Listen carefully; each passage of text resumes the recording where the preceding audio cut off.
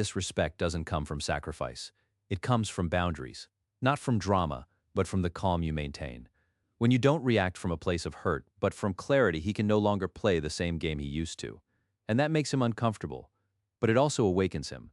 Because dignity doesn't seduce like attachment does, but it leaves a mark that doesn't fade easily, not even when the relationship ends. You become his internal reference point, not a romantic memory. I want you to see this without idealizing it. Some men grow in the face of this, others pull away. Both outcomes are valid. What changes is that you're no longer negotiating your center to keep someone around. And when your love comes from that place, it stops being a constant offering. It becomes a shared choice.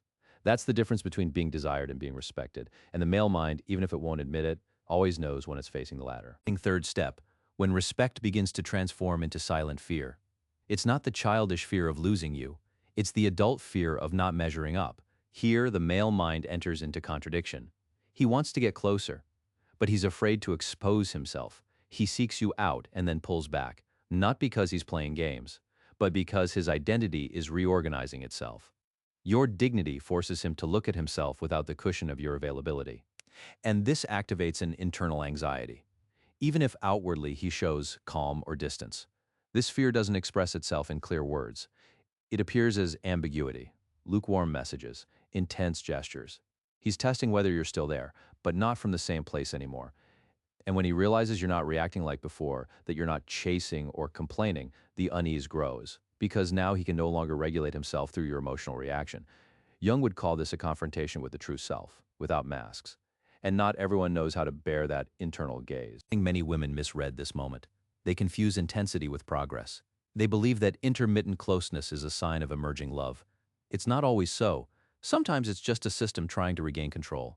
Your job isn't to decode it, but to stand firm. If you don't move from fear, if you don't fill the voids, he finds himself facing something new, his own emptiness.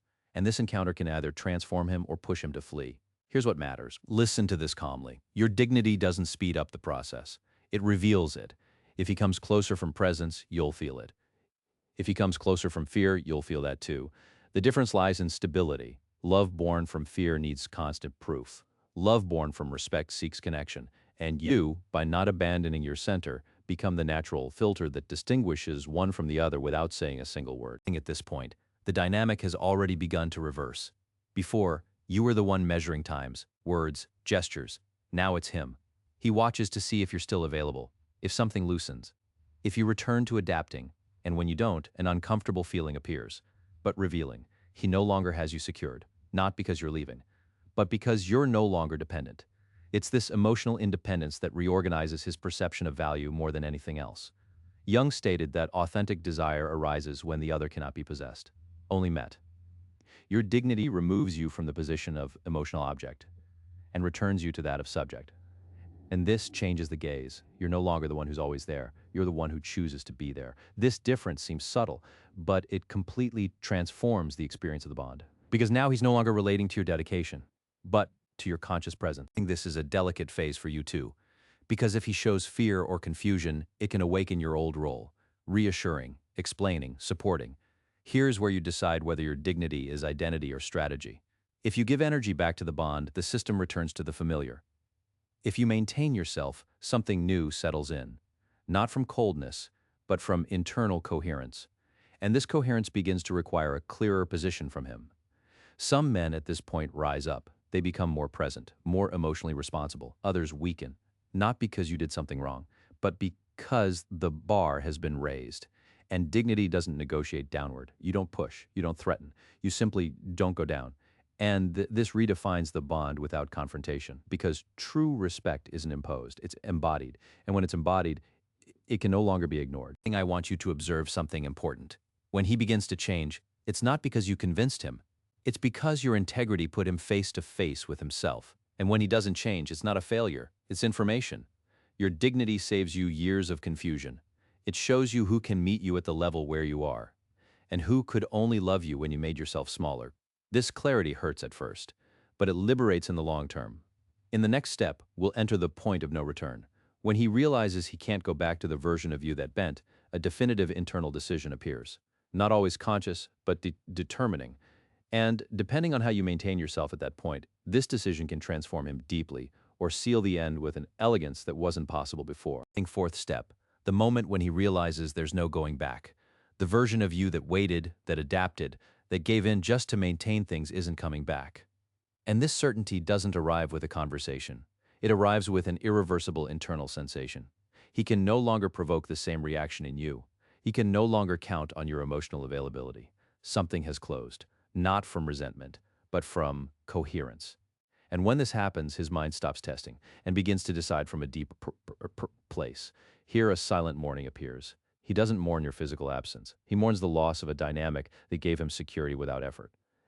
And this hurts more than you imagine, because confronting a woman who doesn't back down forces him to accept his own limitations. Jung defined this point as the death of a projection. You no longer carry his voids. And when the projection falls, only two paths remain: mature or withdraw emotionally. If he decides to stay, the way he looks at you changes, no longer from comfort, but from conscious respect. He begins to regulate himself, to take on emotional responsibility, to measure what he offers, not from fear of losing you, but because he understands he can't keep you from the same level. Your dignity has raised the standard without demanding it, and this movement redefines the bond. You're no longer a refuge, you're an encounter, and not everyone knows how to love from there. If he decides to leave, even the closure is different. There's no persistent drama, no endless back and forth. There's a clear sense of internal boundary. You don't chase explanations, you don't try to convince, and this leaves a mark. Because even if he leaves, he carries with him a reference impossible to erase, that of a woman who didn't negotiate her access for love. This image returns later, when other dynamics no longer suffice. This point is decisive for you, because here doubt usually appears. Was I too rigid? You were coherent, and coherence is never excess. Love that survives only if you make yourself smaller isn't love, it's dependency. Your dignity hasn't destroyed anything precious. It's only revealed what couldn't sustain itself at your level, and even though it hurts to let go, something in you begins to rest. There's no more constant tension, no more silent self-abandonment. Jung would say that here your true individuation begins. You no longer define yourself by being chosen, but by choosing yourself. And this identity transforms all your future bonds.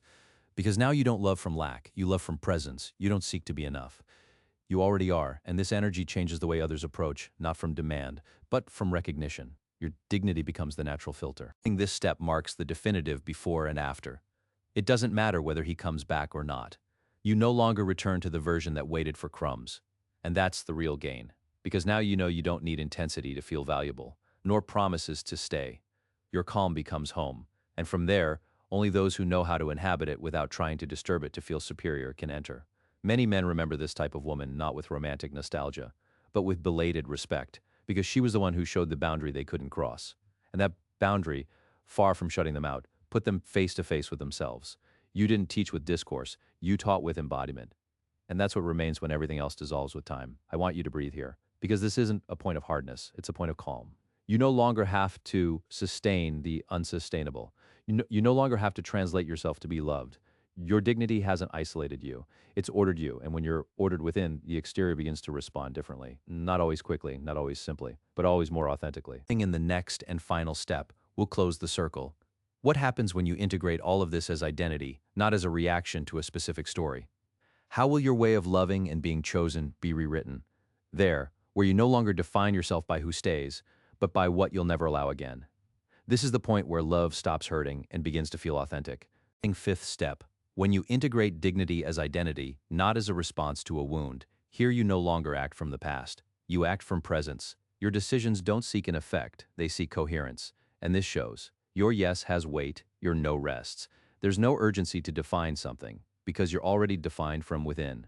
This stability changes the way others read you, because there are no more emotional cracks through which to enter to negotiate your value. At this point, love stops being a continuous test. You no longer need signals to feel secure. Your body is aligned with your boundaries, your word with your actions, and this congruence, so simple and so rare, becomes magnetic, not through seduction, but through clarity. Those who approach perceive it, and those who can't sustain it withdraw without noise. Dignity doesn't argue, it orders the field. Here something subtle happens. You begin to notice you no longer hook into vague promises or intensity without direction. Your system recognizes the difference between presence and performance. This saves you time, energy, illusions. You don't become demanding. You become precise. And emotional precision is a language understood only by those who are ready to connect without games. The rest falls away on its own without friction. Jung spoke of integration as the act of stopping fragmenting yourself to please others. That's what you do here. You no longer separate what you feel from what you allow. You don't negotiate your intuition to maintain a bond. And when someone tries to cross a boundary, your body reacts before your words. There's no anger. There's an elegant withdrawal, and this withdrawal, far from closing the heart, protects it. I think this is the point where many say, I'm no longer attracting the same type of people. Exactly, because you're no longer transmitting from lack. Your dignity changes the frequency. You no longer call in those who need to be held, but those who know how to hold themselves. And this doesn't guarantee quantity. It guarantees quality, less noise, more truth, less fear, more choice. Your love life doesn't simplify because you love less, but because you love yourself better. Here the memory of him loses power, not because he wasn't important, but because he no longer occupies the center. The center is you, and from there the past orders itself without resentment. You're grateful for what you learned, and you move forward. There are no open accounts. There are internal closures. This is true liberation. Not when the other returns or asks forgiveness, but when you no longer need him to be at peace. This change shows even in silence. You no longer explain your boundaries. You don't justify your decisions. You simply act in coherence, and this coherence becomes your new normal. Those who arrive late perceive it. There's no reproach. There's natural distance. Dignity doesn't build walls. It establishes thresholds. And only those who know how to cross them without invading enter. When you look back, you understand something important. You didn't lose love. You gained internal structure, and this structure is the foundation of every healthy bond. Without it, love overflows and wounds. With it, love contains itself and grows. Jung would say that here the bond stops being compensation and becomes a true encounter. Two emotionally adult people choosing each other, not needing each other. This is the legacy of your dignity. Sixth step, when everything reconfigures from within, you no longer act from reaction, you act from identity. This is the point where dignity stops being a concept and becomes your natural way of being in the world. You don't ask yourself what to do for the other to stay. You ask yourself whether that bond honors what you are now. And this silent question guides every decision. There's no urgency. There's no fear. There's a firm calm that's no longer negotiable. Here, something profound happens. Your nervous system learns that love doesn't have to hurt to be real. You no longer confuse intensity with connection, nor sacrifice with commitment. Your body recognizes when something is healthy and when it's not. And this internal intelligence saves infinite explanations. You don't need to close cycles with words. You close them with coherence. And that coherence is felt even in your silence. Even when you say nothing. Many men don't forget a woman like this. Not because she was perfect, but because she was whole. Because she didn't betray herself to be chosen. Because she showed, without speaking, what someone who respects herself looks like. Jung said that what isn't integrated repeats itself. And you've broken the repetition. So you've become an internal reference point for those who've known you. Not everyone recognizes it immediately, but everyone remembers it. This is the point where love stops being a psychological game. There are no more tests, strategies, roles to maintain. There's presence. There's mutual choice. And if there isn't, there's still peace, because your value no longer depends on being desired, but on being faithful to yourself. This internal faithfulness is the foundation of every bond worth living. Without it, everything is negotiated. With it, everything is ordered. I want you to hear this with gentleness. Not everyone can love you from this level. And that's not a loss. It's a natural purification. Your dignity doesn't exclude. It filters. It lets in those who can sustain a relationship without depending on your self-sacrifice. And even though the path becomes more selective, it also becomes lighter. Less noise, less confusion, more truth. When you integrate all this, you no longer look back with guilt, but with understanding. You understand why you gave in, why you waited, why you adapted. And you also understand why you can't do it anymore, not because you're hard, but because you've grown. And growing means letting go of old versions of yourself. This too is self-worth, one that doesn't need to prove itself, only sustain itself. And Carl Jung spoke of individuation as the most courageous act of the human being, becoming what you truly are, even if that means losing bonds that existed only through dependency. You've walked this path, and so you've changed the way you love, choose, and let yourself be chosen. You no longer seek to complete yourself. You share from your fullness. This is love that doesn't consume itself. If this message has reached you, stay a moment, leave a like, and subscribe. Tell me in the comments which part touched you most. Because when we share from truth, YouTube favors what we choose together, and this type of reflection reaches only those who are ready to hear it. Don't forget this when you close the video. Your dignity isn't a barrier. It's a lighthouse. It doesn't chase love away. It guides it. And whoever comes toward you from now on will come knowing they can't take you for granted, but they can find you through choice. This is the difference between a bond that consumes and one that sustains. Today, you don't leave with techniques, but with an embodied truth. You don't have to prove your value, nor convince anyone to stay. Your simple presence, aligned and firm, already says everything. As a final reminder, integrate it into a phrase that will accompany you from now on because it defines your new place. I am the boundary that teaches how to truly love. This phrase contains everything. It's not a threat. It's a promise to yourself that you won't return to compromise, that you won't negotiate your center anymore, that you won't seek to be enough anymore, because you already are. And when you know it, when you feel it in your body, when you embody it in your life, everything changes. Not the external world, but the way you relate to it. Your dignity isn't a punishment for him. It's a liberation for you. And paradoxically, it's what transforms him more than anything else. Because when he sees a woman who doesn't betray herself, who doesn't negotiate her access, who chooses herself, something in him awakens. Not always, not with everyone. But when it happens, it's because he's encountered something rare. A woman who knows how to love without losing herself. And this is the greatest gift you can offer, not to him, to yourself, and to the world. Remember this truth as you continue your journey. Your dignity doesn't distance you from love. It brings you to the right one. It doesn't make you inaccessible. It makes you authentic. And when you're authentic, love stops being a struggle and becomes a home. From here, you don't go back because you no longer seek to be chosen. You choose yourself. This is the message you needed to hear, not to change him, but to transform yourself. And when yourself is transformed, the rest follows. Not always as you imagine, but always as you need. Because dignity isn't a strategy, it's a truth. And truth, when embodied, doesn't need to convince anyone. It simply is. And those who know how to recognize it, recognize it. Those who don't, leave. And both outcomes are perfect, because both leave you free. Thank you for listening to the end. This space exists for you, for your questions, for your reflections, for your journey. If you want to continue this dialogue, if you want to deepen these concepts, if you want to transform this understanding into a solid internal structure, the book, The Art of Detachment, is there. It's not a sales pitch.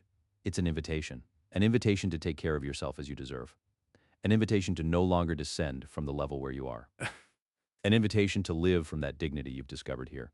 Your dignity is the boundary that teaches how to truly love. Remember it, embody it, live it, and watch how everything changes. Not tomorrow, not when he understands, but today. Now, in the moment you decide you won't go back, that you won't negotiate your access anymore, that you won't seek to be enough anymore, because you already are. And when you know it, when you feel it, when you live it, you're finally free. And from that freedom, true love is born. Not the kind that consumes, but the kind that sustains, that grows, that remains. Thank you for being here. Thank you for listening. Thank you for choosing yourself. Because when you choose yourself, you choose the world. And the world needs women who know how to love without losing themselves. Women who embody dignity. Women who teach how to truly love. Be that woman, because the world is waiting for you.